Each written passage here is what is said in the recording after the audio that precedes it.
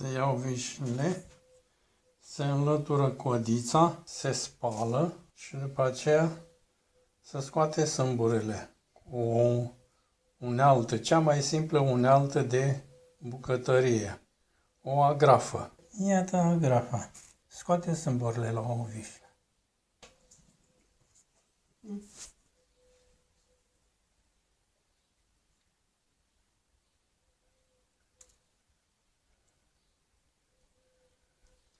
Gata.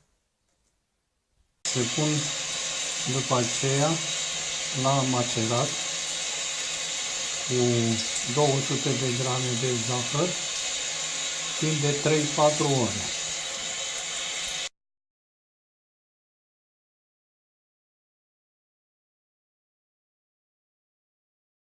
Vișine. Se face o cocă. Se ia un vas de inox în care se cerne făina, în primul rând ca să fie aerată și în al doilea rând eventual să se înlăture impuritățile. Se adaugă 2 întregi. Apă, jumătate de ceașcă de apă. Jumătate de ceașcă de apă. Un praf de sare. Se face un aluat ca pentru tăiței. Un pic de ulei, foarte puțin ulei.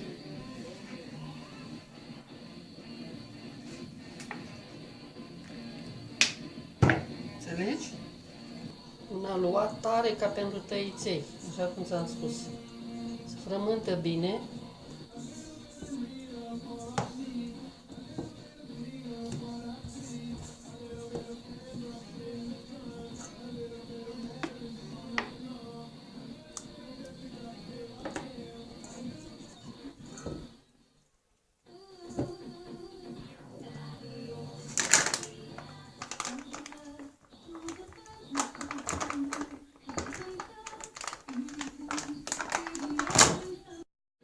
Foaia subțire. Se întinde foaia subțire. aluatul pe tocător până să obține o foaie.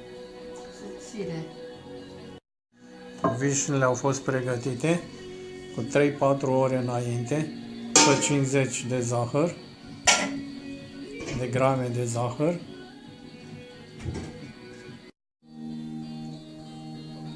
Se taie foaia cu un pahar, cu gura cât mai largă. Se pun 2 vișine în fiecare rotund.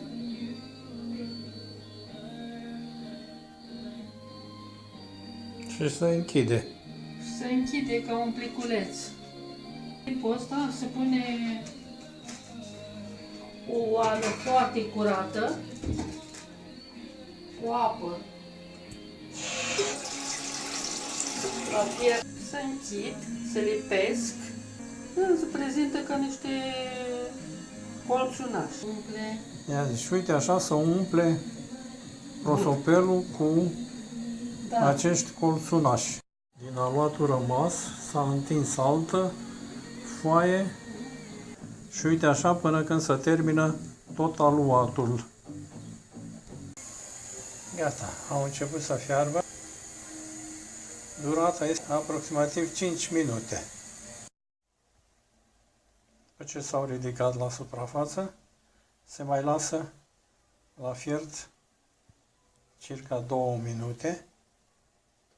Să scot cu supiera, să pun După care să scot cu supiera. o față.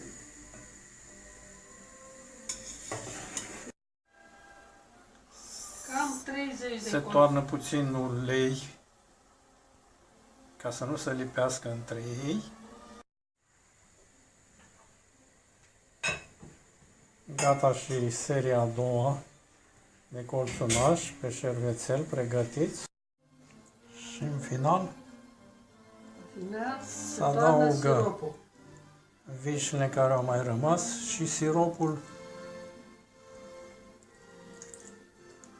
Se lasă să se răcească și stă bună. Și acum servim prima porție de colțunaș cu vișini, la care am adăugat și puțin sirop din dulceața de vișini făcută cu câteva zile în urmă. Într-adevăr, poftă bună!